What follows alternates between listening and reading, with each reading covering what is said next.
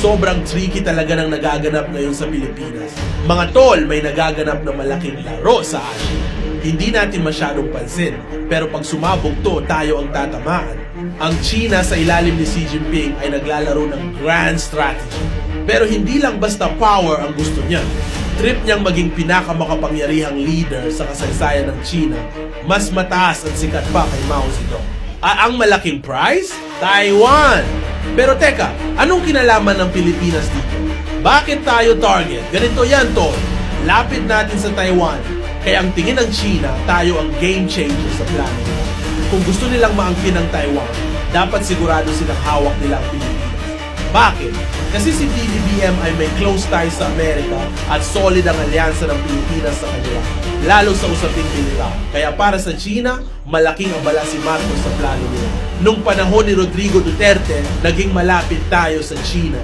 Binawasan ang tapang natin sa pagtindig sa West Philippine Sea at maraming proyekto nila ang nakapasok sa bansa.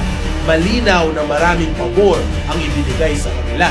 Ngayon, si Sara Duterte ang tingin ng China na maaaring magpatuloy ng ganitong relasyon.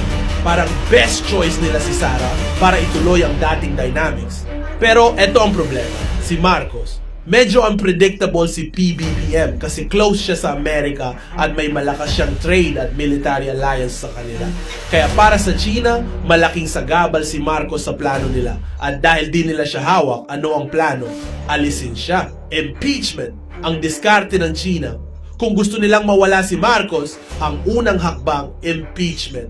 Pero eto ang tricky part. May malakas na kakampi si Marcos sa Kongreso, si Speaker Martin Romualdez. Hindi lang siya pinsan ni Marcos, political powerhouse din siya.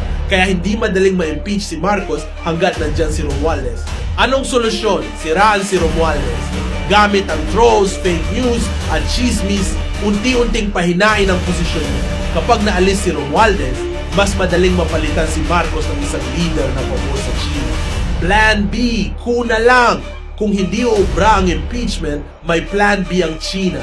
Gamitin ang konsepto ng national emergency para alisin si Marcos at ilagay si Sara Duterte bilang presidente.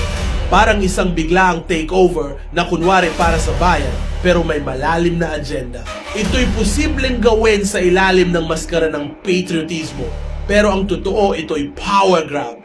Isang malaking babala! Kung magtagumpay ang China, gagamitin lang nila ang Pilipinas bilang bahagi ng kanilang plano para sakupin ang Taiwan. Pero sino ang kawawa? Tayo rin, tol.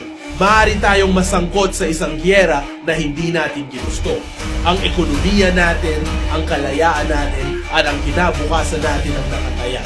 Pipikit ba tayo habang ginagamit ang Pilipinas bilang laruan ng China? O gising na tayo at pipiliin nating protektahan ang ating bansa bago mahuli ang lahat? Tol, di na tayo dapat magpadala. Ang 2027 sobrang lapit na. Parang last 2 minutes na to, magdesisyon na tayo kung lalaban o papabayaan natin ang ating bansa.